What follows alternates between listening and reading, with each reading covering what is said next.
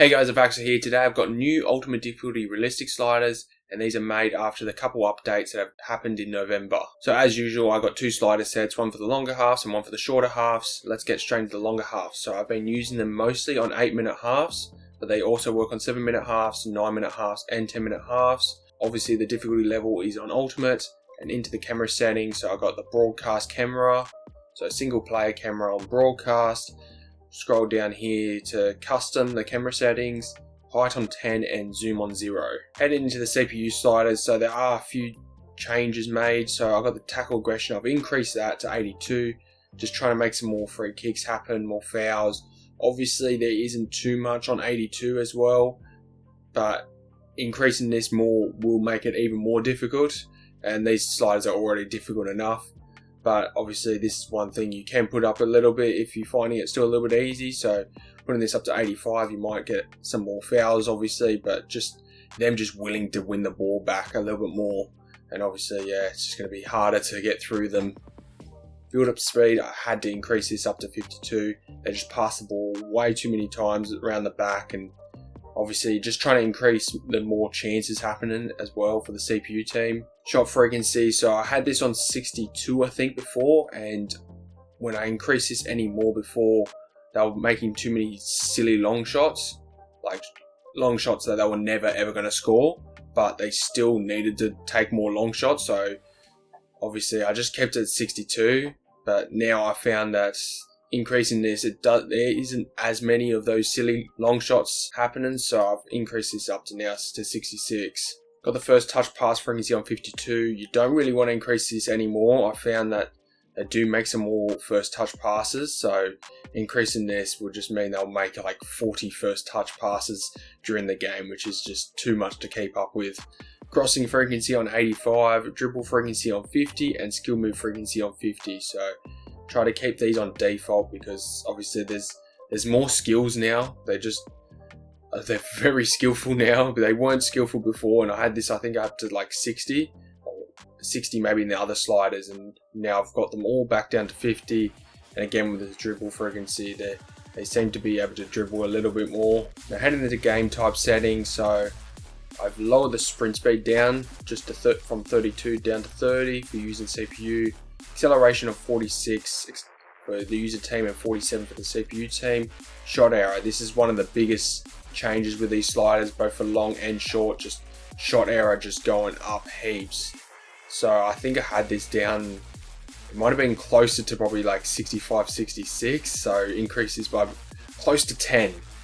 Yeah, it's a lot, but yeah, the shooting is way too frequent, never any shots off target. There's been times where I've had like 10, 15 shots per game, and the shot accuracy is like 60, 70%. It's just way too high for a realistic game.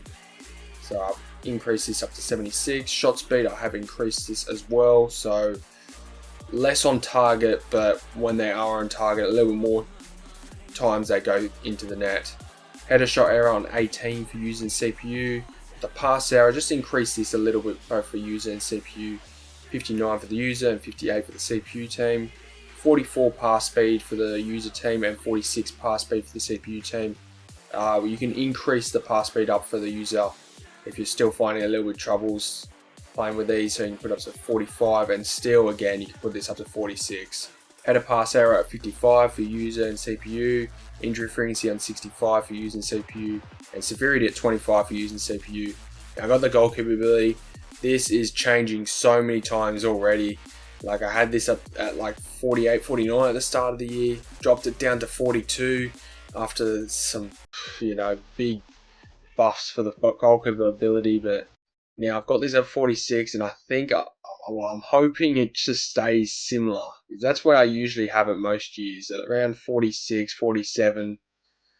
Just I hope they don't really increase this too much.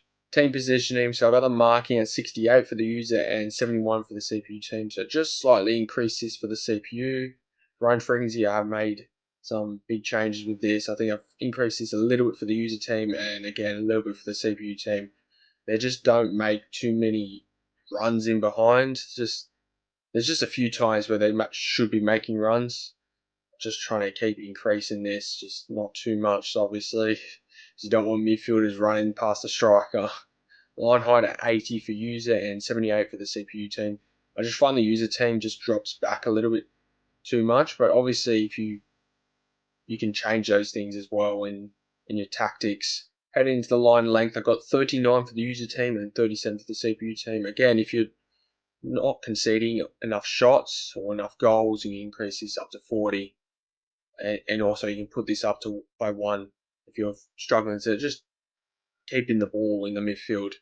Line width on 66 for user and 65 for CPU, so just increase this a little bit. I should have had this probably up a little bit more in the before sliders. Fullback positioning on 96 for user and CPU. Fullbacks just don't run up enough. Obviously, again, this is obviously has to be played in career mode for the ultimate difficulty, and you can make some tactics and make them just make them into wing backs because they're not really going to go up with fullbacks. We've got the power bar at 50 and first touch control error on 74 for user and CPU, so just increase that just slightly. Intercept error on 86 for user and CPU. Ball deflection error on 75 for user and CPU, and I've got the defending for the tackle assistance, lower this down to 40 for user and CPU. Just obviously so then, a little bit less predictable. It's just so there can be some bounces around and you can, grab the ball back again. With some quick reactions, you can definitely make some more chances happen with this. Anyways, that is it for the longer halves. Let's get in the short game sliders. So for the short game sliders, I've been mostly playing them on 5-minute halves. You can also use them on 4-minute halves and 6-minute halves. Head to the CPU sliders, so same camera settings as before. So I've got the tackle aggression on 82, just like the longer halves. I've got the build-up speed. Yeah, you got to increase this up even more for the short game sliders. They just like to pass around the ball too many times. So up to 54. Shot frequency increases as well to 68. First touch pass frequency on 52. Crossing frequency on 85. And I've got the dribble frequency. I've also increased this by 1. Just so then obviously they can make some more chances as well in a short game time. And I've got the skill move frequency on 50. Head into the game type settings. So again, sprint speed on 30 for using CPU. 46 for user and 47 for CPU for acceleration. Shot error on 73 for user and CPU. So again, it's still very high for short games, but yeah, just the accuracy is way too good. You can, you can really smack it from outside the box too and just always get it on target. So you definitely need shot error in the 70s. Shot speed on 51 for using CPU, and I've got the header shot error, lowered this down to 15 for using CPU.